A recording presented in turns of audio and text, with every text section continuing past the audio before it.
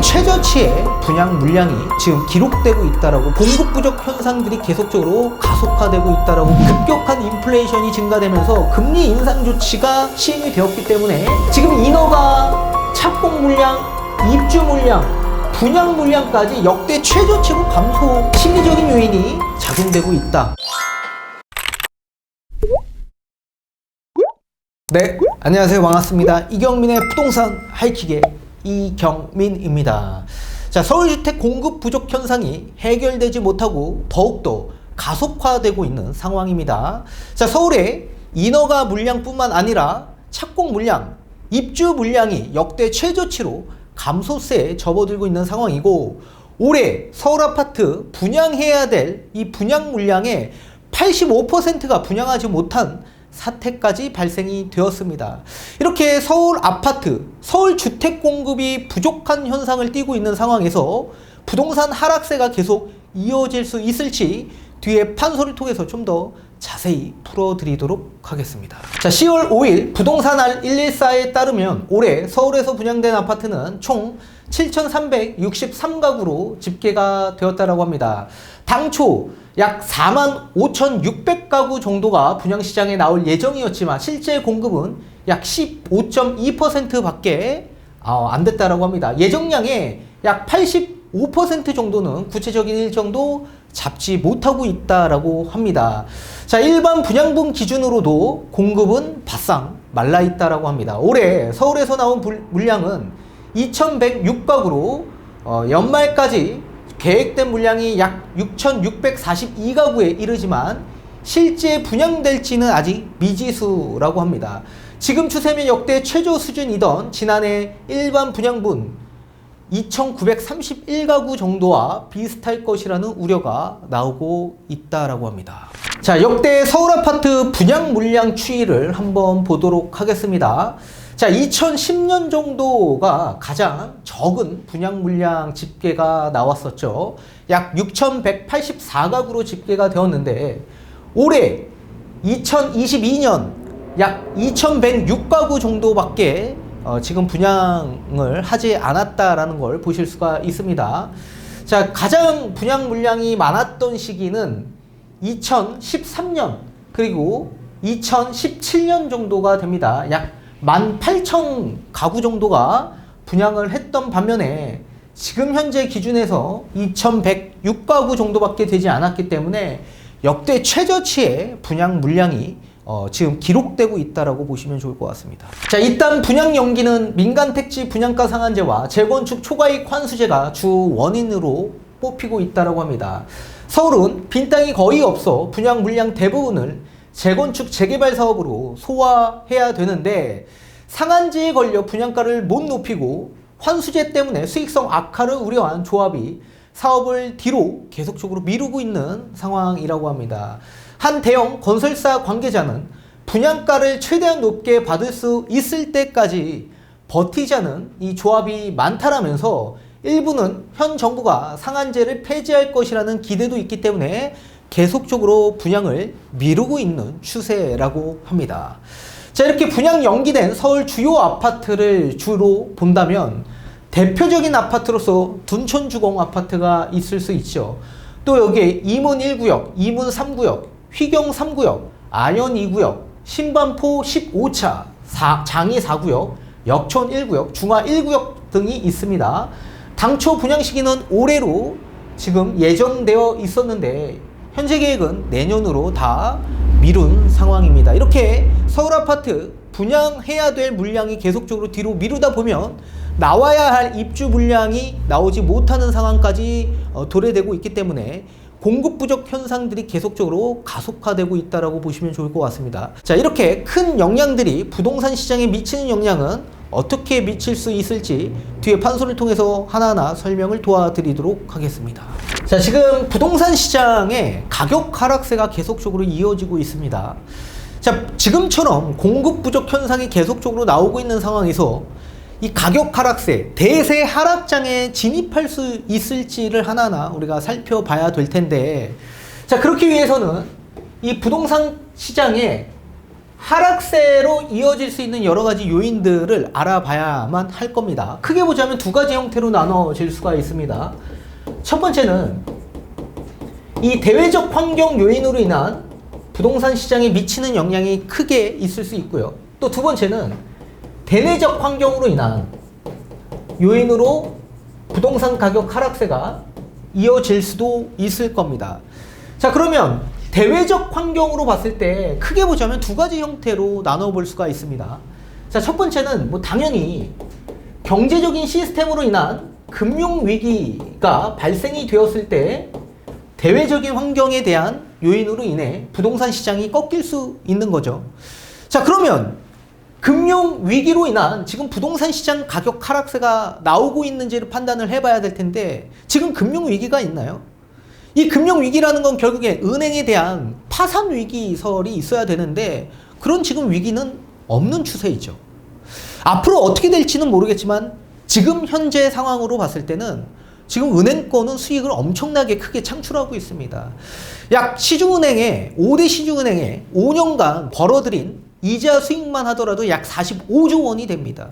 그리고 올해 2분기까지 5대 시중은행 이자 순수익이 약 41조 원이나 됩니다. 올해만 하더라도 이렇게 이자 파티를 하고 있는데 부동산 시장에 이 금융위기 때문에 부동산 가격 하락세가 나오고 있냐고요? 아니죠. 자, 그리고 두 번째, 그렇다면 가장 큰 위기로 또 전쟁 위기설이 있습니다. 그죠? 전쟁 위기로 인한 대외적 환경으로 인해 부동산 시장에 미치는 영향도 분명히 있을 수 있습니다. 지금 현재 전쟁 위기로 인한 이런 부동산 시장에 미친 영향도 분명히 있죠. 자, 그건 인플레이션입니다. 인플레이션.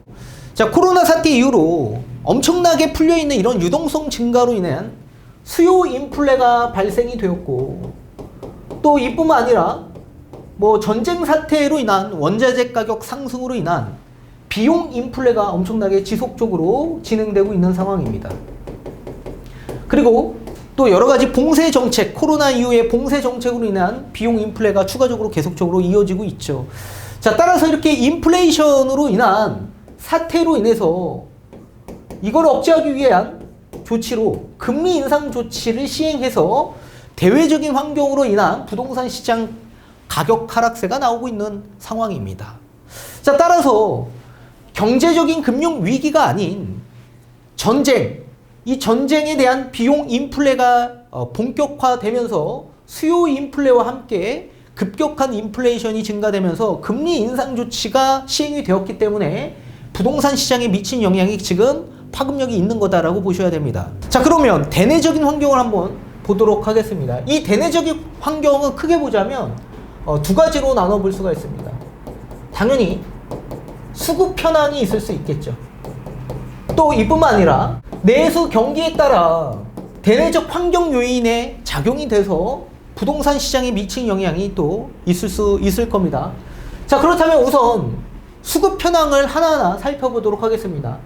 자, 공급 사이드 면에서 봤을 때 뭐 대표적으로 당연히 인허가 물량이 있을 수 있고 또 인허가뿐만 아니라 착공 물량, 입주 물량, 그리고 분양 물량들이 있을 겁니다. 또 수요 사이드에서 봤을 땐 대표적인 수요 사이드의 지표인 거래량 지표가 있을 수 있죠.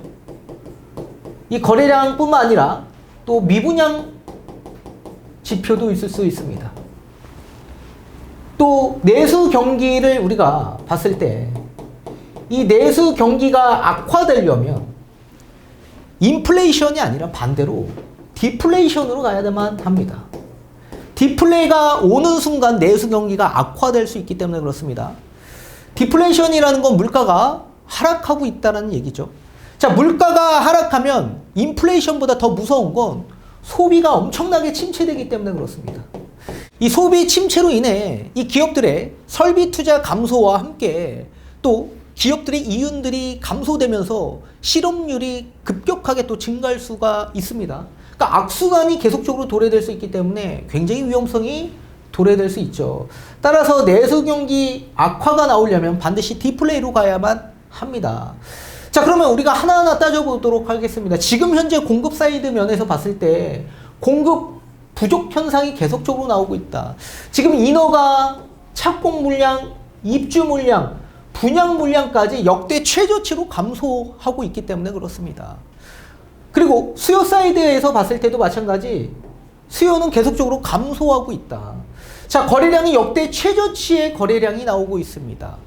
자, 역대 최저치의 거래량이 나오고 있는데도 불구하고 이 미분양 추이를 본다면 아직도 건전하다. 미분양 추이가 급격하게 증가해야 정상적인데도 불구하고 미분양 추이를 봤을 때 정상적인 범위 내에 장착되어 있습니다. 자, 이 뜻은 결국엔 수요는 현재 심리적인 요인이 가장 크게 작용되고 있다고 보여집니다. 자, 거래량이 급격하게 역대 최저치로 감소하면 역대 최대치로 미분양이 증가해야 되는데도 불구하고 미분양이 거의 없는 수준이다. 자, 서울의 미분양 추이가 약 최소 못해도 1000건 이상 정도는 나와줘야 되는데도 불구하고 아직 그렇게 나오지 않고 있다는 얘기입니다. 심리적인 요인이 작용되고 있다라고 보여지고 있고, 따라서 잠재적 수요가 굉장히 많이 있다라고 보여집니다. 언제든지 이 잠재적 수요는 시장에 나올 수 있다는 얘기입니다. 자, 그러면 따라서 이 대외적 환경으로 인한 이 심리적 요인이 가장 크게 이 부동산 시장에 작용되고 있다라고 저는 보고 있는데, 그렇다면 이 금리 인상에 대한 대외적 환경에 대한 요인들이 해소가 되면 어떻게 될까요? 이 잠재적 수요는 거래량이 다시 늘어나면서 다시 부동산 시장으로 유입될 수밖에 없을 겁니다. 아직 대내적 환경에서 봤을 때 공급 사이드 면에서 공급이 현재 부족한 현상을 계속적으로 유지하고 있는 상황이고, 내수 경기가 악화가 되려면 반드시 디플레로 가야만 하는데, 인플레이션이 계속적으로 증가되고 있는 시장에서 이런 금리 인상이 어느 정도 해소가 된다라고 한다면 잠재적 수요, 심리적인 요인으로 잠재적 수요가 다시 시장으로 나올 수 있는 시기가 반드시 올 건데, 그런 시기는 멀지 않은 시기에 나올 거라고 봅니다. 따라서 가장 대표적인 심리적인 지표로서 지금 금리 인상이 수요가 지금 나오지 못하도록 막아놓은 상황인데, 반드시 공급 부족 현상이 해결되지 않은 상황에서 이게 금리 인상 여파가 해소가 된다라고 한다면 시장으로 다시 유입될 수요층들이 많이 있을 거다. 그 시기는 멀지 않을 거다. 강조합니다.